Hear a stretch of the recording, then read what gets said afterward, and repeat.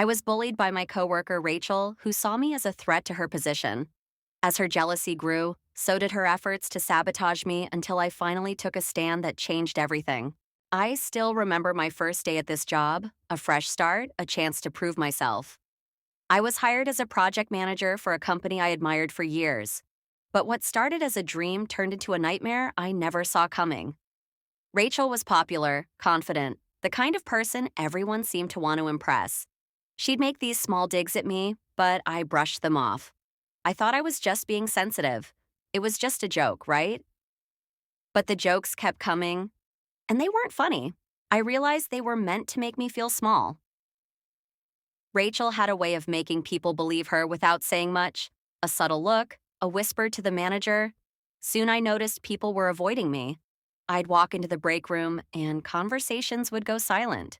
I was being shut out. I'd go to meetings, but they'd forget to tell me they'd changed the time. They'd leave me off emails. I felt like a ghost. The last straw came when I found out I'd been taken off an important project, one I had worked on for months. I'd poured my heart into it. They'd never even told me I'd been replaced.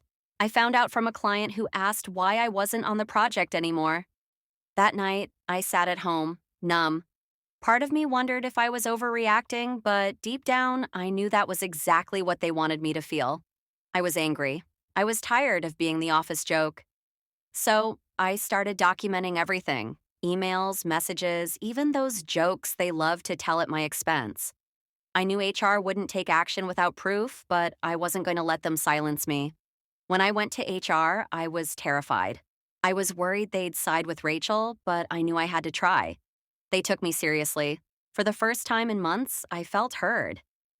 HR launched an investigation, and Rachel was put on probation. It didn't make everything better right away, but it felt like a victory. Some of the same coworkers who had ignored me apologized. Things were still tense, but I felt like I had my voice back. Update 1. After months of dealing with Rachel's put-downs, I started piecing things together. Rachel used to handle the same projects I'm now leading. Apparently, she was taken off the projects when I joined, and I think she sees me as competition. It's starting to make sense. Her comments, her need to make me look bad. It feels personal because, to her, it is. Update 2. Rachel's bitterness has only grown.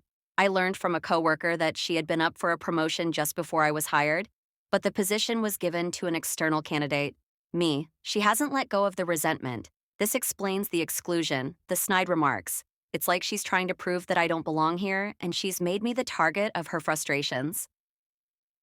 Update 3. I finally confronted Rachel after she embarrassed me in another meeting. She didn't deny her grudge. In fact, she admitted she thought I was undeserving and took her spot. She said I'd never be as good as her. I recorded our conversation, and with everything I'd documented, I took it all to HR.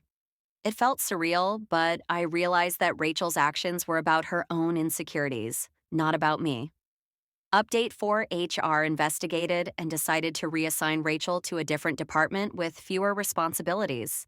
She's no longer on my projects and has been put on probation. I feel a weight lifted. Knowing her bullying came from her own jealousy helped me see that her actions weren't a reflection of my abilities. I'm finally able to focus on my work without her shadow over me, and I'm determined not to let anyone else's insecurities shake my confidence again.